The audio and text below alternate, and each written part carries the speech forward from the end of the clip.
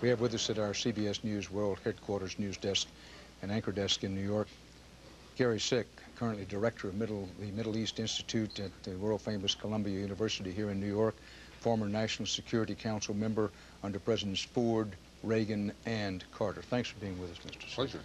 What type of planning went into this attack?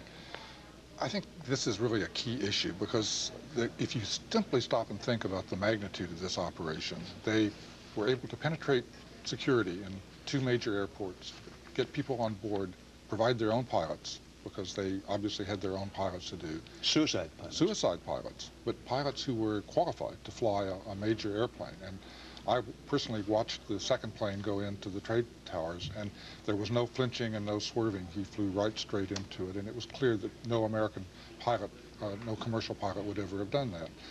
And you stop and think about the amount of time, back it up, how much time would have been required, and the money and the organization.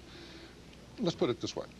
What if you're the president in the Cold War days and you tell the CIA that you'd like to create a little operation in Russia, which would basically hijack 4 airplanes and within a period of an hour crash them into major sites in the Soviet Union, and you had to organize that. It would have stretched our capabilities absolutely to the limit, and yet that's what happened here today. Reporters are always trained to follow the dollar, look for the money. Who finances an operation like this? Took a lot of money. It took money and it took professionalism. I personally think that this had to have had a professional organization behind it.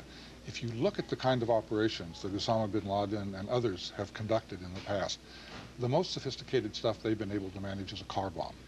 And car bombs are dangerous and they're deadly, but they aren't like what we saw today.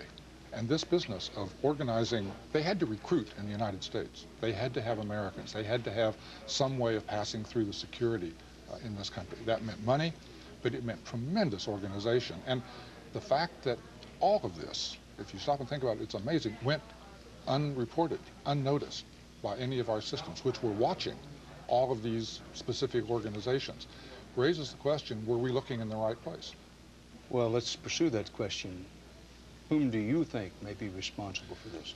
You know, I really don't want to speculate because I think it's, at this stage it's a pure guess. Everybody is speculating about Osama bin Laden, maybe so.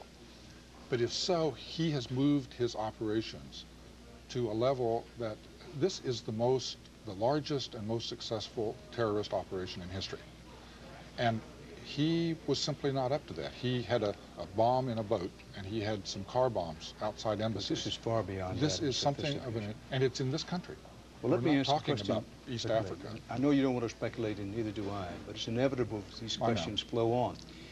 That if it was or was not Osama bin Laden, you've said it was well financed, it was exceptionally well planned, a very sophisticated and large operation. If the president asked you, what are the chances, Gary Sick, that Saddam Hussein or one of the radical mullah groups in Iran were responsible, would you rule it out? Saddam Hussein today said that this was the operation of the century. And there was great celebrations in Baghdad, not in Iran.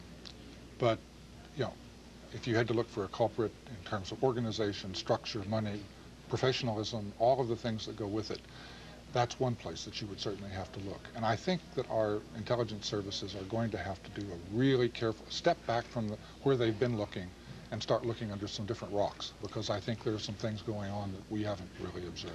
We have only a few seconds left here, but we spend billions of dollars on intelligence. Does this or any other president have the will to zero base our whole intelligence operations? No, but intelligence works when you're looking in the right place, and I've seen it. The Israelis in 1973 and elsewhere had the information, but they didn't know what to do with it. They were looking in the wrong way, and they thought they knew what was going on, and they interpreted it wrongly. I think that we need to step back from it and take a hard look at our interpretation of the information that we probably already got. Gary Sick, thank you very much. Indeed. Around the country today, schools